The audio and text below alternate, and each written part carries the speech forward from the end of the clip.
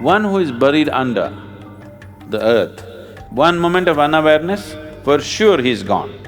If he sleeps, he'll never get up. Sri Brahma sitting and asking him to cover up with mud, he's checking out for himself whether he is really a siddha or not. Once you're a siddha, you will become super capable.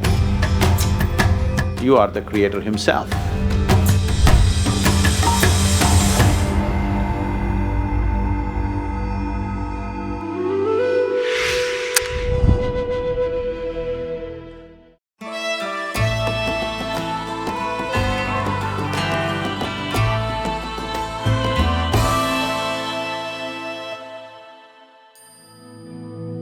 Namaskaram Sadhguru. Could you speak about what kind of preparation is required to progress from practicing Ardha Siddhasana to the full Siddhasana?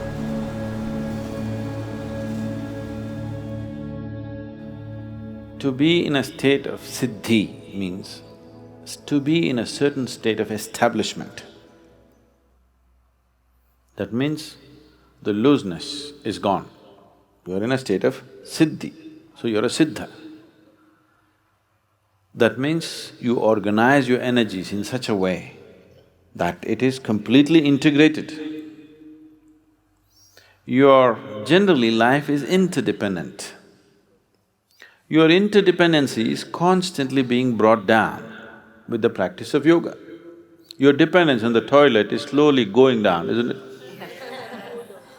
Food also going down. Actually, if you check it, air also is going down. Because you breathe deeper and slower, easily 2 minutes you could stay without breath, in which other people would suffocate. Siddha means that you're trying to integrate the system into an established state where the interdependency of life is coming down on all levels. To a point, a day will come when if you sit here, everything is still. Your breath is gone, everything is gone, there is no transaction with the outside, that's the ultimate goal. That if you sit here, you are a cosmos by yourself. You are not a part of the rest of the creation. When you are no more the part of the rest of the creation, you exist here as a creator. So siddha or siddhasana is a journey in that direction. How many people get to that place is a different thing, but it is a journey in the direction. So yogis sit… you heard that story about Sri Brahma sitting and asking him to cover up with mud.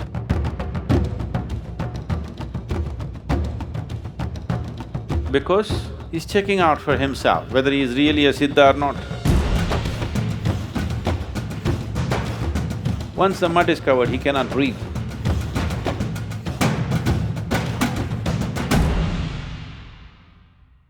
No breath, no light. See, without light and air you cannot live actually. No breath. First, people learn practicing by cutting off the light. And then cutting off the food, cutting off the water, then cutting off the air. So once you're no more dependent upon the external manifestation of the 5 elements in the world, you are a siddha. Once you're a siddha, you are no more a part of the creation, you are the creator himself. That is why a yogi who is a siddha and Shiva as seen as the same, they say he is Shiva. In his previous form, he was referred to as Shiva Yogi. So, Ardha Siddhasana means you want to be stable, but you want to leave the door open. Door half open, because you have a wife. If you become a siddha, where will she go? She will not know how to be with you, she cannot be with you.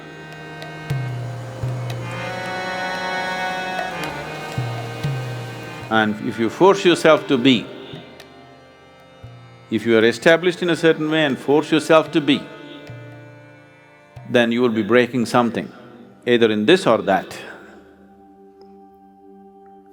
So, people who are in normal family situations, you don't go for siddhasana, you go for ardha siddhasana because you want to keep the door open.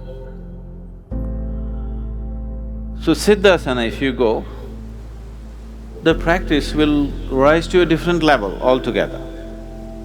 But that will also bring certain challenges, a certain integrity of who you are, how you live, what you eat, what you do, everything has to be watched. Because when you're trying to stabilize the system beyond a certain level of what is considered natural and normal, it's normal to breathe, it's normal to eat and drink, it's normal to sleep. One who is buried under the earth, if he sleeps, finished he'll never get up. So 18 days, 20 days, 12 years, somebody doesn't sleep. Because if he sleeps, for sure he's gone. One moment of unawareness, for sure he's gone. By the time you open, his body will be rotting. So, to be a siddha is a different dimension.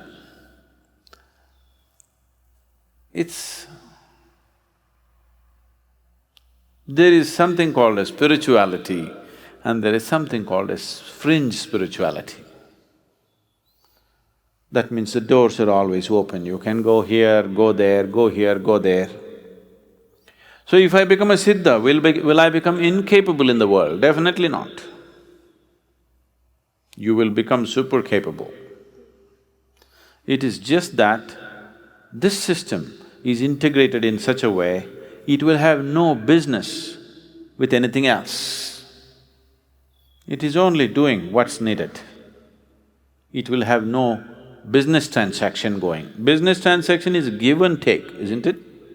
This can do lot of giving, but it cannot do give and take business.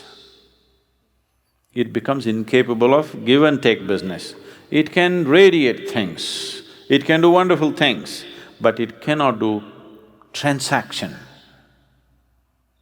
This is the basic understanding behind people who are on the spiritual path, first thing that they stop is transaction, you know.